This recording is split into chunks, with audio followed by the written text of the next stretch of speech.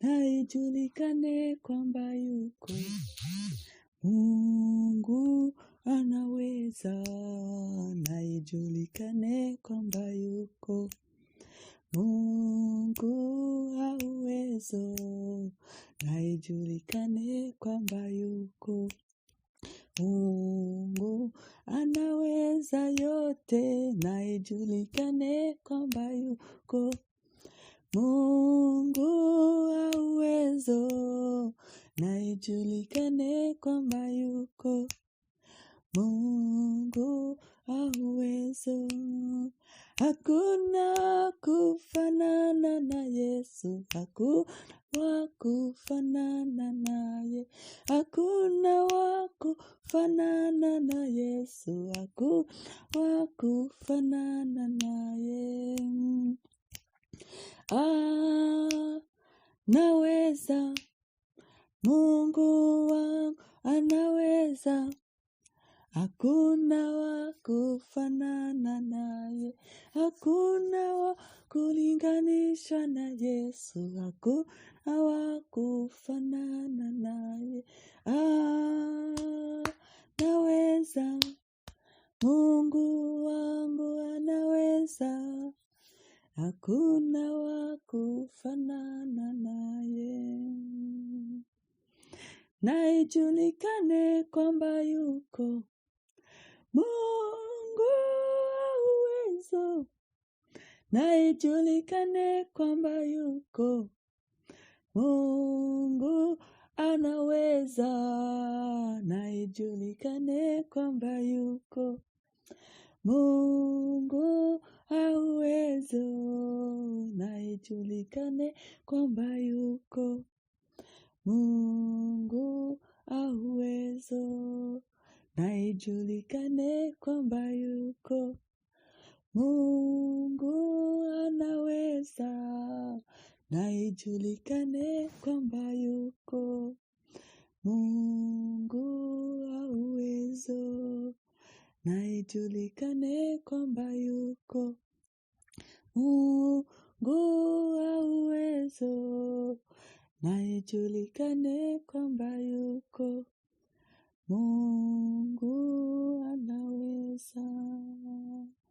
Yo data twese Mana nziza, Mana yo mwijuru, Mana y'amahoro, nongeye kugushima, nongeye kuguhimbaza kubw'igicuku cyiza, igicuku cy'amahoro, igicuku cy'umunezero, igicuku gicecetse, igicuku nta wumva ijwi. Yo ni byiza cyane, ni ukuri umutima wanjye uragushima, n'abari kunyumva umutima wabo mbashimiye ndabashimiriye.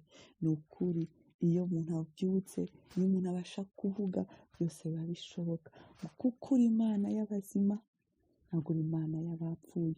Ngo nuko mu gitondo cya kare, ngo Pawulo na Sila ngo barakuramya, ngo imigozi yari baziritse iracika, n'inzugi zirifungura. Ni ukuri ibyo wakoreye Pawulo na Sila, ni ukuri uko wari uri kera n'uri kuri, ibyo ubasha no kudukorera. Ni ukuri ndakwinjiza mwami Imana ngo wibuke amasezerano wagiye uduha, wibuke amasezerano ya Bibiliya, wibuke amasezerano y'abizera. Turabaraganwa na Kristo, ahari watunezeza mu mwuka, watunezeza mu mubiri, amaso yacu wayereka ibyiza. Ni ukuri nta na kimwe cyakunanira mu gihe cyose wumvishe ijwi ryacu, uko ubasha no gukora tutavuze, ubasha no kwigaragaza tutavuze, ubasha no kwigaragaza mwami kubw'ubuntu bwawe n'urukundo rwawe. Icyo nasaba muri iki gicuku, muri iyi saha, ni amahoro y'umutima, ni ukugendererwa nawe. Ngo nuko Hana aragenda, ageze mu rusengero, umutambyi aramureba, yabonaga adidimanga, avuga nk'udafite ubwenge. Ariko mwami, hari igihe n'ukuri isi tureba ikabona tuvuga nk'abadafite ubwenge, hari igihe tureba ikatwitegereza ikavuga ati abantu bataye umutwe. Ariko arangije baramubwiye ngo ugenda amahoro.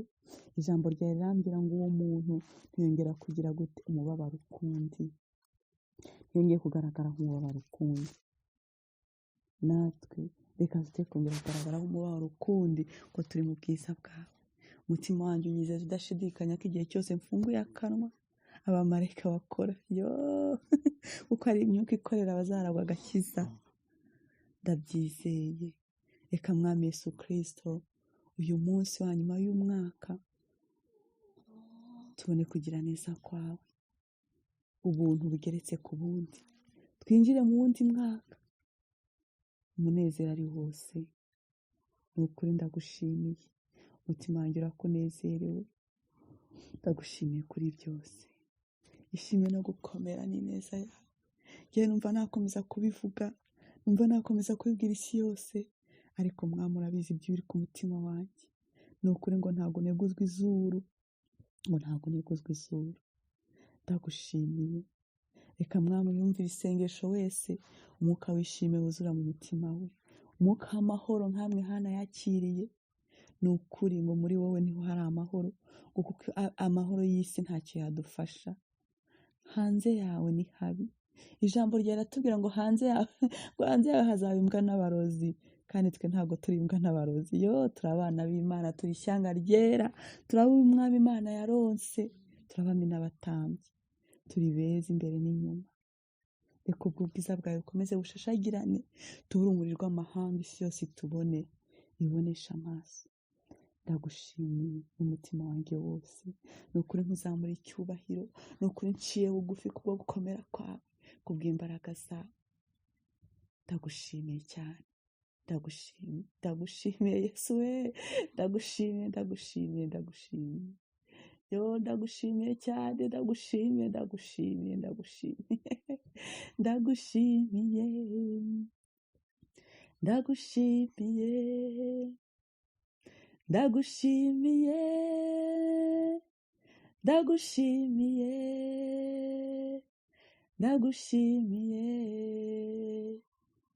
ndagushimiye. Mwami Yesu warababajwe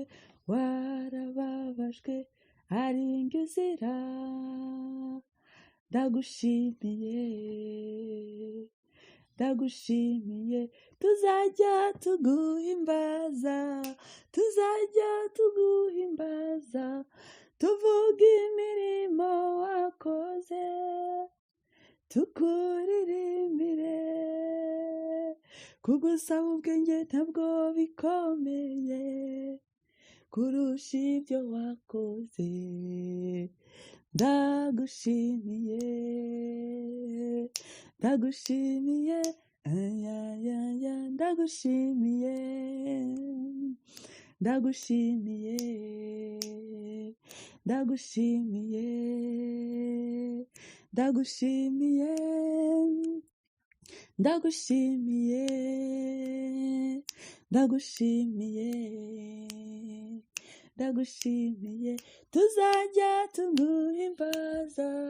Tuzajya tuguhimbaza, tuvuga imirimo wakoze, tukuririmbire.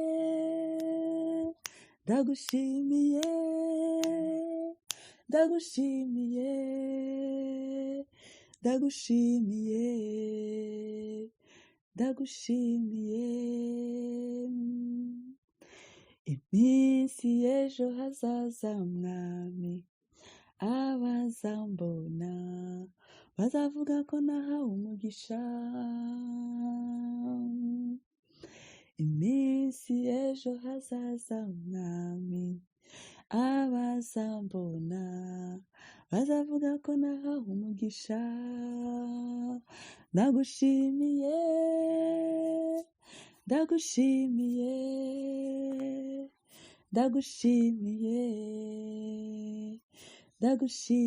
mwami Yesu warababajwe ari njye uzira. Ndagushimiye.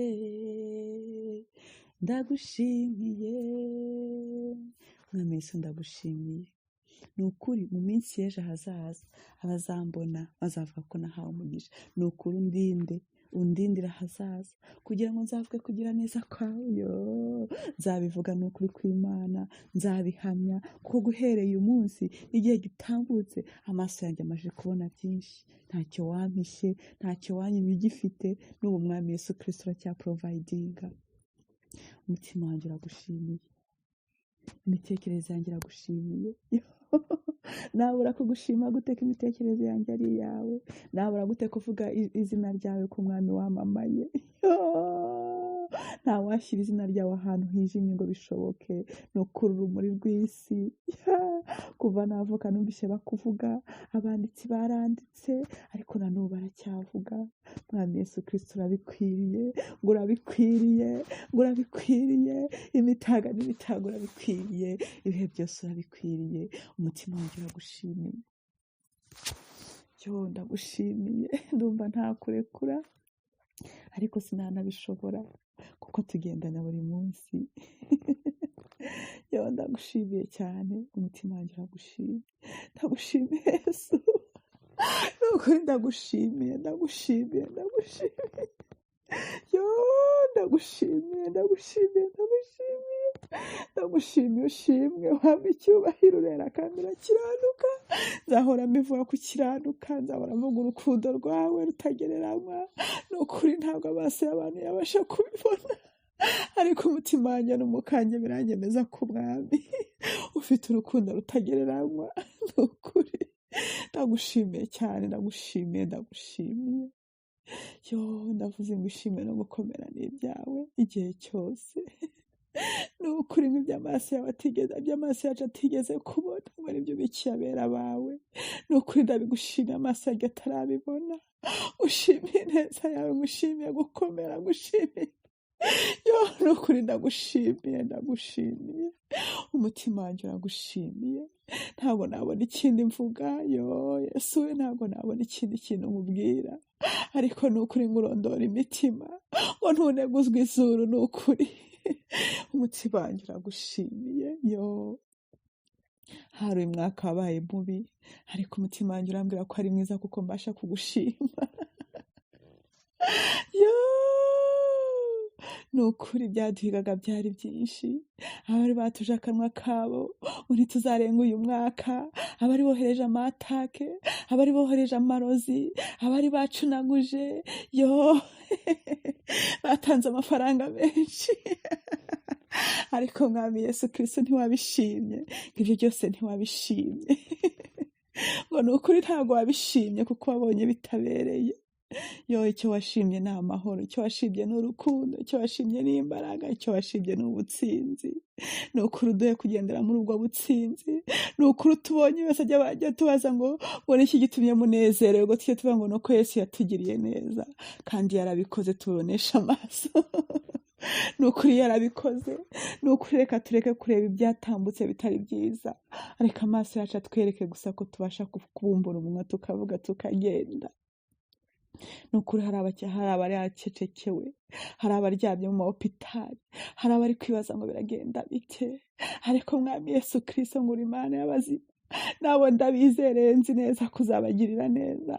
Gusa abo ntabasha kwizerera ni abapfuye, niyo mpamvu twe dufite kwizera ko tukiriho. Turacyabasha kuvuga kugira neza kwawe, turacyabasha ko umuntu ukuri kwamamaza ineza yawe. Yewe yabyashobokaga twafata mikoro nini cyane tukabwira isi yose ko wagize neza. Ni ukuri twababwira, ni ukuri twababwira ko wagize neza, ni ukuri twakwamamaza ineza yawe. Ni ukuri, ni ukuri yaba twagirirwaga ubuntu tukabona aho birushijeho. Ni ukuri ntabwo wakumva ukuntu mbyifuza tukakubona birushijeho, tukabona uwo Mwami w'abami isi yose ivuga, tukakurebesha amaso. Ku mutima wanjye uranyemeza ko ubwiza bwawe buhambaye, ntabwo ari ubu tubona, ntabwo ari ubu twumva, hari ibindi Mwami ngo bibiki wabizeye. Tugirira ubuntu Mwami, tugirira ubuntu tukubone, tugirira ubuntu tukubona uyu mwaka. Ni byinshi twabona twifuza tukanezerwa, ariko nzi ko nta cyakutunezeza kurusha Mwami kukubona. Ngo umunyantege aravuga ngo ndakomeye. Yo isi yose yabonaga ko afite intege nke, ariko umutima uravuga ngo ndakomeye, ngo ndakomeye. Ngo umukene avuge ngo ndatunze. Ni ukuri ababonaga impumyi zigenda baravuga ngo ni impumyi disi ntago bareba, ariko barangije baravuga ngo ni ukuri turabona. Ibyo Yesu yadukoreye babashije kubibonesha amaso. Ni ukuri twogere kongera natwe tukubone, tugusogongere, twumve ineza yawe, tugendane nawe mwami. Ngo abayisiraheli babonye itorero ngo ririmo riragenda muri Antiyokiya, ngo baravuga ngo barana aba Kristo. Ubwiza bwawe bwari bwaruzuye bwarasendeye nk'imigezi y'amazi y'ubugingo, burasohoka bugera n'inyuma. Reka mwami dushoboze kwera imbuto z'abizera, dushoboze kwera imbuto z'abakristo.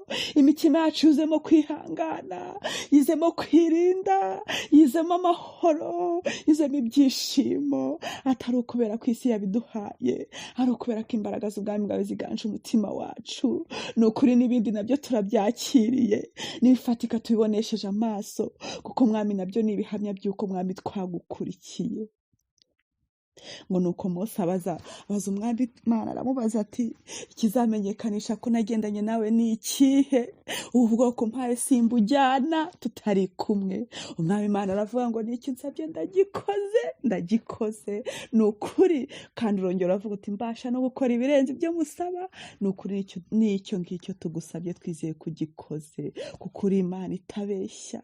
Iyo Mana yagendanye na Mose icyo gihe, nashimye ririya jambo ngo n'icyo nsabye icyo ndagikoze. Ntibabanje kumbwira ngo Mose dore bizagenda bitya, nimwitwara gutya, ariko waramurebye uravuga uti yo, atari ko Mose we, ati niki wansaba ngo nyikwime? Ati n'icyo nsabye ndagikoze. Urongera uvuze yanje n'icyo usabye ndagikoze, kuko nta na kimwe watwima. Uri umwami ibihe byose. Uri umwami ibihe byose. Generasiyo yacu izavaho tuvuga kugira neza kwawe, iyo abana bacu izazivwe kugira neza kwawe, iyo abuzukuru izazivwe kugira neza kwawe, kuko ubwiza bwawe butajya burangira, ubwiza bw'ibihe byose.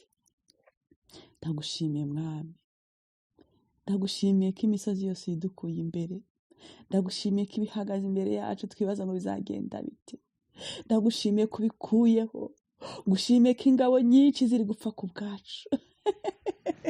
Twabasha kubireba mu mwuka, tukareba ukuntu urugamba rumeze.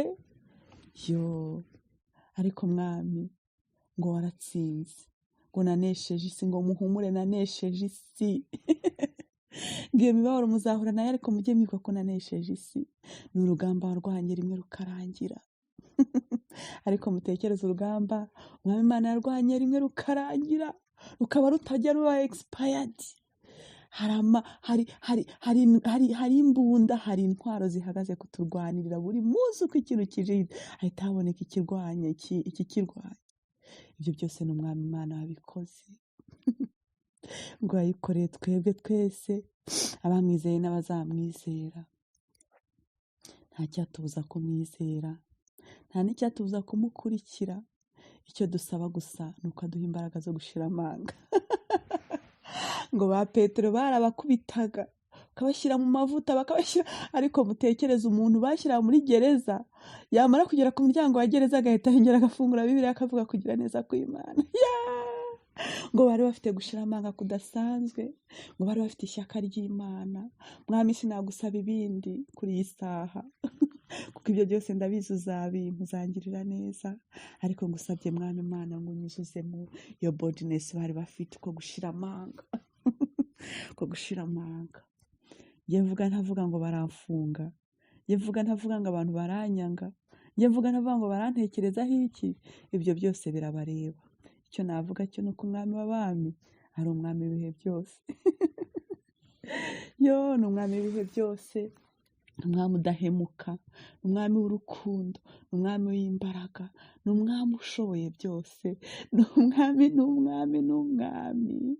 Ariko mutekereze umwami Lazaro yavuze ko ari umwami, aryamye ku muryango wa wa mugabo. Ariko yaraharyamaga akavuga ati nzi ko umukiranutsi wanjye umunsi umwe azaza, umwami wanjye azankura kuri uyu muryango. Ni ukuri, ahari twamuvuga cyangwa tugatinya kumuvuga ko hari ibyo tudafite, ariko ndagira ngo ntangaze ko ari umwami w'ibihe byose. Ni umwami w'ibihe byose, ni umwami udakiranirwa, ni umwami udatererana abo yabereye abami. Ese umwami muzima yatererana n'abayoboye? Ntabwo byashoboka. Ni ukuri, ni umwami w'ibihe byose. Tugire kumwizera, tugire kumukunda, tugire dushira amanga yo kumuvuga. ariko mutekereza mute tumuvuga mu mihanda tukamubwira abahisi n'abagenzi kugira bose bamumenye? Ni ukuri umwami aduha itandukaniro, aduha itandukaniro, aduha icyo kimenyetso yashyize kuri Mose. Aramubwira ati ni ukuri nzagendana namwe. Mose yarabwira ati amahanga azaduseka. Natwe reka Imana, umwami Imana adushyireho ikimenyetso, ibyo tuvuga byemerwe, byuzura amavuta, byuzura imbaraga. Ntituvuge mwami ngo birangirire aho, bihindura abantu, kuko nicyo twahamagariwe kandi nicyo twifuza. Ni ukuri reka dukore icyo umwami Imana ashaka. Reka dukore icyo umwami Imana ashaka. Mwuka wera utuyobore, Mwuka wera udushoboze, Mwuka wera uduha imbaraga. Mwuka wera uduha imbaraga, udukomeze. Imbaraga zacu ntabwo zashobora, ntabwo twabishobora. Ni ukuri ntabwo twabishobora. Ibintu byose n'umwami Imana ubidushoboza. Reka imbaraga zo kwihangana ziganze muri twe, kwihangana gusohoza umurimo wako. Reka kwihangana gusohoza umurimo wako muri twe. Mwami Imana ndagushimiye, ndagushimiye cyane, ndagushimiye. Ndagushimiye. Ese ubundi nabivuga gute ko numva muri njye bitarangira? Ndagushimiye. Kera twajyaga twiga imibare bagashyiraho NM. Ndagushimiye muri NM. Muri NM ni muri indetermine. Ndagushimiye. Mutima wanjye wuzuye kugushima. Abaririmbyi baravuze ngo tuzanywe no kugushima, amashimwe ni menshi mu mitima yacu, utwakire. Iyo dusubije amaso yacu inyuma, aho tuvuye turabona imbaraga zawe bikaturenga. Ntabwo twamera nk'aba bandi wakijije, ntibibuke no kugushima. Tuzamuye amashimwe Mana yacu, urabikwiriye, tuguhe icyubahiro iteka ryose. Tuzagusingiza wowe usumba byose, amajwi apfukame, indimi zose zivuga ibyiza wadukoreye. Imitima yacu ishimiye ineza yawe utugirira, uko bwije n'uko bukeye. Tuhagaze imbere yawe tukuvuga ibigwi Imana, kandi wakirira ituro ry'imitima yacu. Turabizi Imana, ni kenshi twanze kumvira ijwi ryawe ridukomanga. Tuzamuye amashimwe Mana yacu, urabikwiriye. Yo nazamura amashimwe, nazamura icyubahiro, ariko ndabakunda. Ese ugira ngo wanjye ntashobora kubakunda? Oya, ntabwo nabishobora. Ni Kristo Yesu uri muri njye ubasha kubakunda, ariko ndabakunda. Muze kugira umunsi mwiza, muzatangire umwaka mushya muhire. Ni ukuri amahoro y'umwami Imana azagendane nawe. Aho muzajya mwicara mwe hose bajye bava ngo muri abahesha b'amahoro. Sinzi niba mwari mwumva umuntu wicara ahantu abantu bakavuga ati iyo tumwegereye turi kumwe nawe twumva amahoro.